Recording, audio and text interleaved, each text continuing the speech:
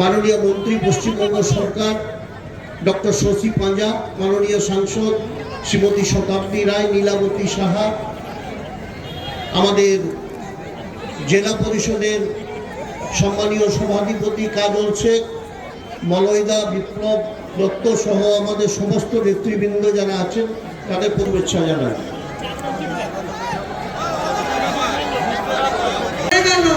শেষ কথা যে মানুষ বলে আর শেষ কথা যে মানুষ বলল তাদেরকে আপনারা দেখিয়ে দিলেন আপনারাই শেষ কথা বলেন এবং সেই মাধ্যমে তৃণমূল কংগ্রেসের আবার তৃতীয়বার বিজয়।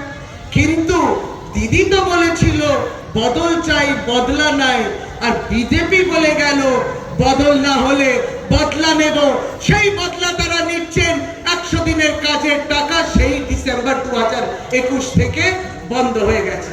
অর্থাৎ যারা জিততে পারেনি তারা বলেছে টাকা বন্ধ, টাকা বন্ধ দেয়া যাবে না। আপনারা এই প্রতিশোধ নিয়েছেন, পঞ্চায়েতের মাধ্যমে নিয়েছেন, আপনারা বুঝেছেন। যারা মানুষকে মনে করছেন এরা বোকা, বুঝিয়ে দিলে বুঝে নেবে, আপনারা এটা বাড়িতে আপনাদের অনুভূতি যে হ্যাঁ আমার প্রাপ্য টাকা আমি পাইনি, আমি কাজ করেছি, আমার কাজ বন্ধ হয়েছে, এটা বাড়ি বাড়িতে পঞ্চায়েত স্তরের সমস্যা, তাই মানুষ সে প্রতিশোধ নিয়েছে তো একবার, কিন্তু আমাদের টাকা আজ অব্দি আসেনি। আপনারা দেখেছেন মমতা বন্দ্যোপাধ্যায় মুখ্য তারা বোঝে, এবং সেটা হচ্ছে নির্বাচনের ভোট। নির্বাচনে ভোট নিয়ে যথেষ্ট ভাবে বিব্রত তারা। আপনি দেখুন দক্ষিণ ভারতে কোথাও বিজেপি নেই। দক্ষিণ ভারতে যে কয়েকটি রাজ্য আছে বিজেপি সেখানে নেই। পূর্বে ভারতে বাংলাতে নেই। উত্তর পূর্বে অন্যান্য সরকার রয়েছে, বিজেপি নয়, একমাত্র আসাম বাদ দিয়ে রইল। পশ্চিম এবং উত্তরের দিকে সেখানেও পাঞ্জাব, দিল্লিতে তারা নেই। গুটি গুটি করে এবার 3টে রাজ্যেও তারা জিতেছে। ওই কয়েকটি যেখানে হিন্দি ভাষা নাকি বলে, হিন্দি হেডলাইন, সেখানে তারা বলে বিজেপিও বিব্রত। তাদের ভোটটা কি করে বাড়াবে, তাই জন্য এই যে শতাব্দী বলল তাদেরকে পার্লামেন্ট সংসদ থেকে বের করে দিল। কেন বলতো? আপনারা হিসেব করুন, 146 জন সাংসদকে তারা বের করে দিলেন পার্লামেন্ট থেকে। তার মানে দেশে তো এই মানুষ সাংসদরা তো নির্বাচিত হচ্ছে, তাহলে 146 এমপি সংসদে এলাকা যদি আপনি হিসেব করেন, তাহলে ভারতবর্ষে যদি 100 মানুষ থাকে, 100 কথায় তাহলে 25 জন মানুষ কিন্তু তাদের কথা বলতে পারবে না, কারণ তাদের সংসদকে বের করে দেওয়া হচ্ছে পার্লামেন্ট থেকে। বুঝতে হবে, 25 জন বলতে পারবে না মানুষ। যদি দেশ ভারতবর্ষের আমি জনসংখ্যা যদি বুঝতাম 100 জন, 25 জন কথা বলতে পারবে না, কারণ তার কথা তার সাংসদ বলে, আর তার সাংসদকে একবারই পার্লামেন্ট থেকে বের করে দেওয়া হচ্ছে। এই হচ্ছে স্বাধীনতার অবস্থা। তাহলে দেখুন, স্বাধীন থাকলে পরে অনেক কাজ করা যায়, স্বাধীন থাকলে পরে অনেক কথা বলা যায়, স্বাধীনতা থাকলে উন্নয়ন করা যায়। আর এই প্রতিদিন স্বাধীনতার উপরে খর্ব পড়ছে। আর এত প্রতিকূলতার মধ্যে আমি বলছি, দেখুন আমাকে দিদি একটা দপ্তর দিয়েছে, বেশ কয়েক বছর ধরে এই দপ্তরে ইনচার্জ হয়েছে।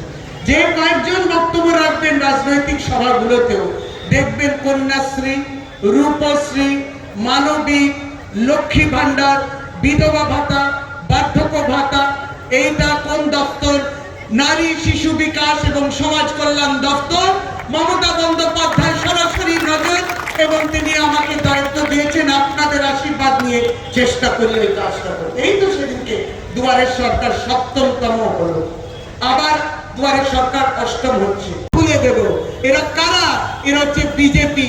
এতটাই দাম্ভিক, এতটাই অহংকার, বুঝতেই পারলো না, কখন নিজের বক্তব্যের মধ্যে বলে দিল যে আমরাই তো বলেছি টাকা আটকাতে, আর যারা আপনাদের টাকা আটকিয়েছেন আপনারা তাদের ভোটটা আটকাবেন, এই ভরসাটা আমরা রাখি। আমরা জানি মানুষ শেষ বিচারটা করে। তাই বাংলা তার নিজের মেয়েকে চেয়েছিল, দেখে নিয়েছিল যে বাংলা তার নিজের মেয়ে প্রতি অপমান করা হচ্ছে। দিদি, ও দিদি, কে বলছিল? কে বলছিলেন? সব প্রধানমন্ত্রী।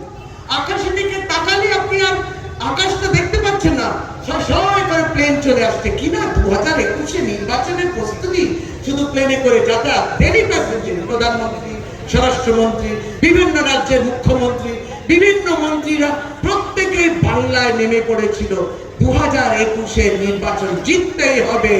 আর মানুষ যারা রয়েছেন ওই হাওয়াই জাহাজে উঠতে পারে না, দরকারও নেই, পায়ের উপরে একবার মাটির উপরে পা জমিয়ে যারা বসেছেন তারা কিন্তু দেখিয়ে দিলেন, হ্যাঁ আমরা কিন্তু রূপশ্রীকে আশীর্বাদ করব, আমি সেই কন্যাশ্রীকে আশীর্বাদ করব, আমি সেই লক্ষ্মী ভান্ডার প্রকল্পকে আশীর্বাদ করব, আমি সেই মানবিক প্রকল্পকে আশীর্বাদ করব, বার্ধক্য ভাতা যেটা দেয়া হয় তাকে আশীর্বাদ করব, সেই প্রকল্পকে, বিধবা ভাতার পাশে দাঁড়িয়েছেন মমতা বন্দ্যোপাধ্যায় তাকে সমর্থন জানাবো। আর যারা এটাকে রেউড়ি বলছে, যারা এই বিজেপি সিপিএম মিলে বলছে এগুলো ভিক্ষা দিচ্ছে তৃণমূল কংগ্রেস, আপনারা খবর রাখেন কি না রাখেন না, আমাদের তো প্রতিদিন রাখতে হয়। এই বিভিন্ন রাজ্যে যে সত্য নির্বাচন হলো, সেই নির্বাচনেতে যারা বললেন মমতা বন্দ্যোপাধ্যায় ভিক্ষা দিচ্ছেন, সেই ভিক্ষার কথা বিভিন্ন রাজ্যে গিয়ে তারা ভোট করিয়েছেন, বলেছেন আমাদেরকে নির্বাচিত করো, আমরা বার্ধক্য ভাতা দিব, আপনাদের নির্বাচিত করো, আমরা আপনাদের বিধবা ভাতা দেব, আমাদের নির্বাচিত করো, আমরা লক্ষ্মী ভান্ডারের মতো যেমন 1000 টাকা রয়েছে কি 500 টাকা 1000 টাকা রয়েছে, ঠিক সেইভাবে তারা প্রকল্প অ্যানাউন্স করে এসছে।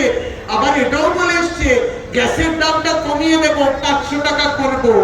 আপনাকে এই কথাটা আবার যুক্ত করে দিলেন, জানা দরকার যারা প্রতিশ্রুতি দিলেন বিজেপি যে গ্যাসের দাম 500 টাকা করে দেব যদি আমাদের জেতাও, আবার সেখানে জিতেছে, সেখানে মানুষ তাদেরকে ভরসা করে জিতিয়েছে।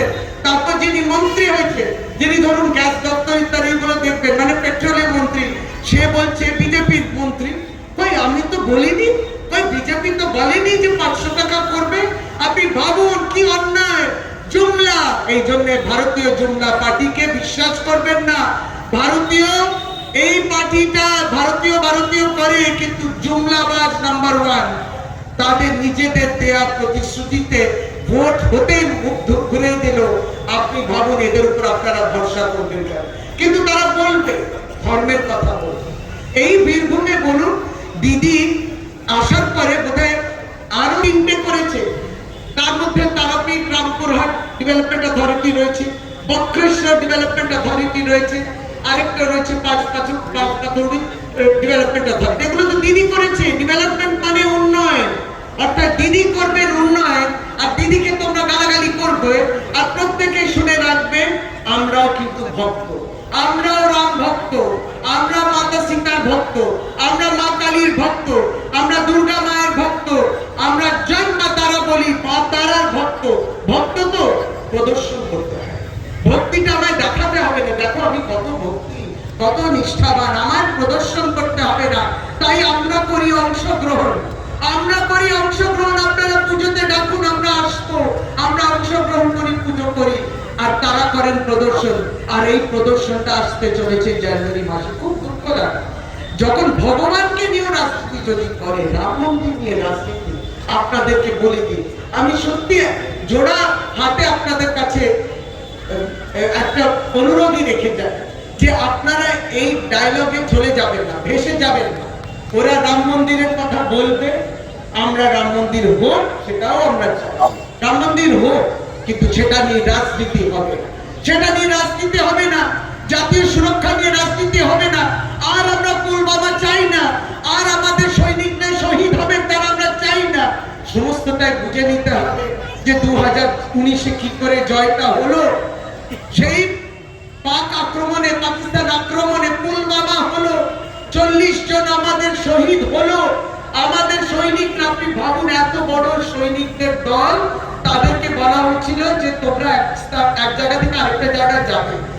তার সৈনিকের যারা আর্মি রয়েছে তারা বলল এদেরকে নিয়ে যেতে গেলে আমাদের হেলিকপ্টার দরকার। সেই সরকার, এই কেন্দ্রীয় সরকার বলল ওই হেলিকপ্টার দেয়া যাবে না, রাস্তা করে যাবে। আর রাস্তা করে গেল, আর রাস্তায় সে বিস্ফোরণ ঘটলো। কি করে হলো? তারপরে কিসে, মানে রাজনীতি আর একটা ভোট আসবে, তার জন্য আমি এতটাই মানুষের প্রাণের বলিদান দিতে পারি, এটা সাংঘাতিক একটা বিষয়। সুতরাং ন্যাশনালিজম নিয়ে বলবে, দেশ আমার মা, আমরা জানি, আমরা বন্দে মাতরম বলি, আমরা জয় বাংলা বলি, আমরা জয় মা বলি, আমরা বন্দে মাতরম বলি, বলি কি না অন্তরের অন্তর থেকে? আমার বাড়ির মা, আমার প্রতিবেশীর মা, আমার বন্ধুর মা, আমার সকলেরই মা, আমাদের প্রত্যেকে আমরা মা বলে শ্রদ্ধা করি, তাই তাহলে পরে আমাদেরকে সেই ভাষায় যেন না ভাসিয়ে দেয়, এটা আপনাদের সাবধান থাকতে হবে।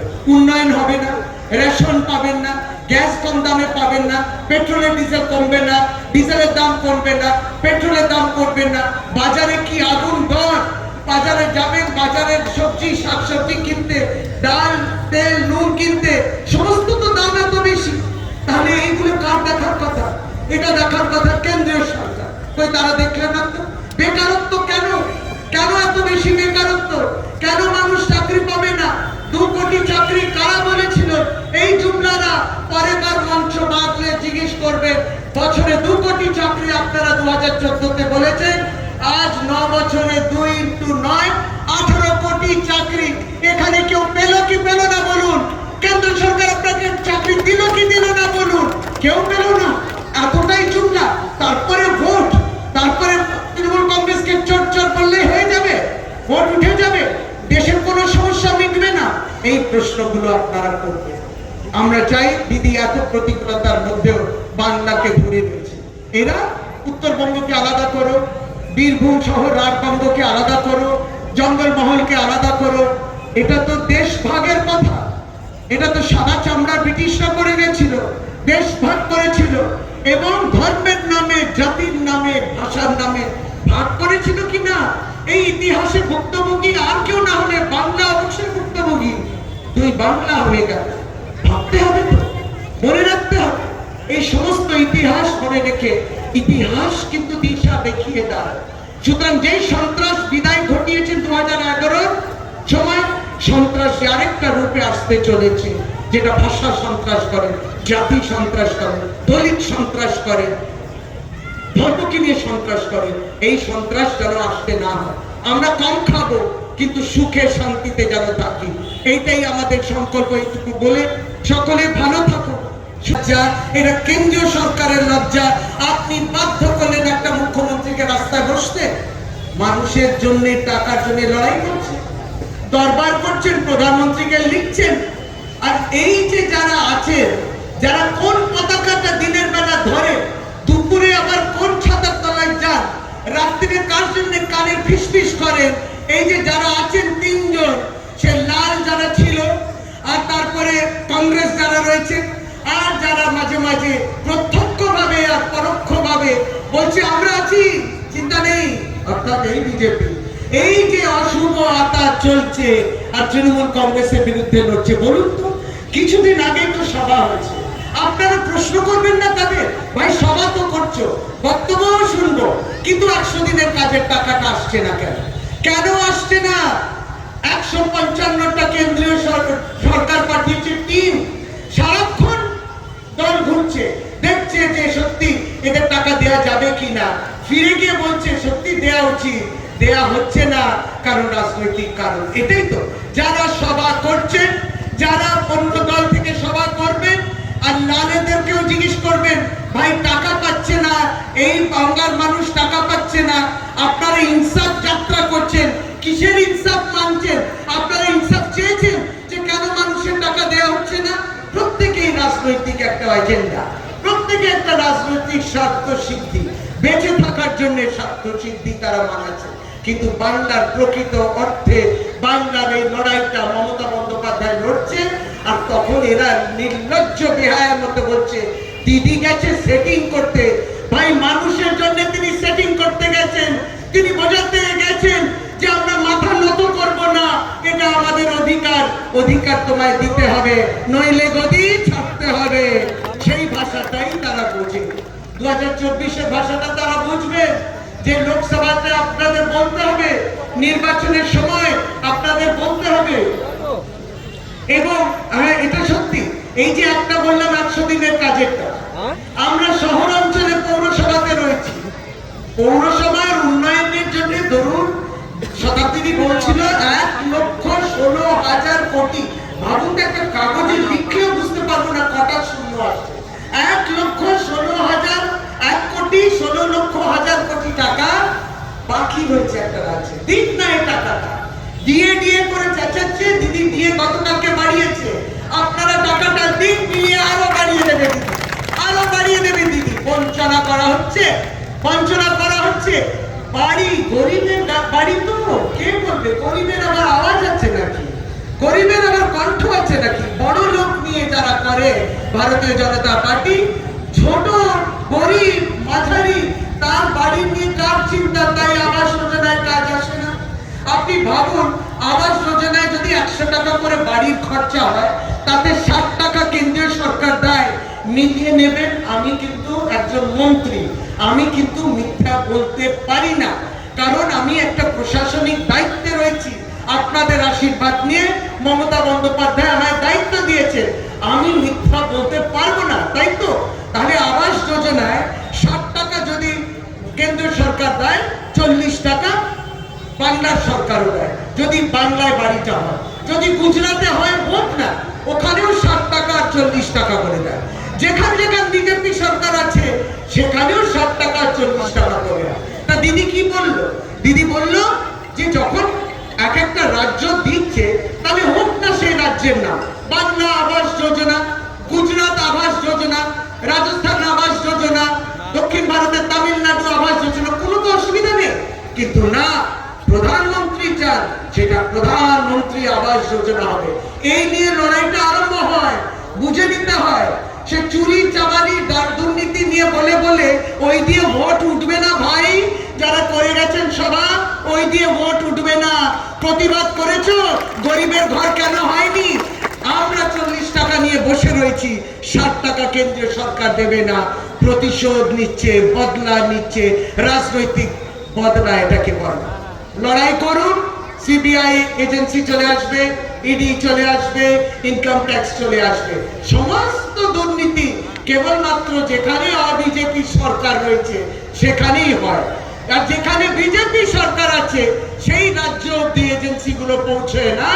আজকাল এজেন্সিগুলো নিত্যদিন আসা যাওয়াটা মানুষও এত হালকা ভাবে নিয়েছে, এবার মানুষ বুঝে গেছে, ওই দেখো আবার রাজনীতি আরম্ভ হয়ে গেল, আবার সিবিআইডি কে পাঠিয়ে দিয়েছে। তার কাজটা করুক, আমরাও সম্মান জানাই, কাজটা হোক। দুর্নীতির সঙ্গে তৃণমূল কংগ্রেস আপোষ করে না এবং আগামী দিনও করবে না, এটা পরিষ্কার কথা। মমতা বন্দ্যোপাধ্যায় শশী পাজাকে বলে যায়নি যে যাও গিয়ে চুরি করো, তোমাকে আমি মন্ত্রী করেছি। মমতা বন্দ্যোপাধ্যায় শশী পাজাকে যখন বলেনি, মমতা বন্দ্যোপাধ্যায় কাউকে বলেনি। আর যে চুরি করবে তার দায়িত্বে চুরি করবে, মানুষ সেটা নজর রাখছে, এটাই আমরা মনে করি। এত স্বচ্ছ কথা কে বলে? ভারতীয় জনতা পার্টি কর্ণাটকাতে হারলো কেন? কর্ণাটকাতে হারলো কেন? কর্ণাটকা বিজেপি সরকারও বলতো না, বলতো কন্ট্রাক্টরের সরকার।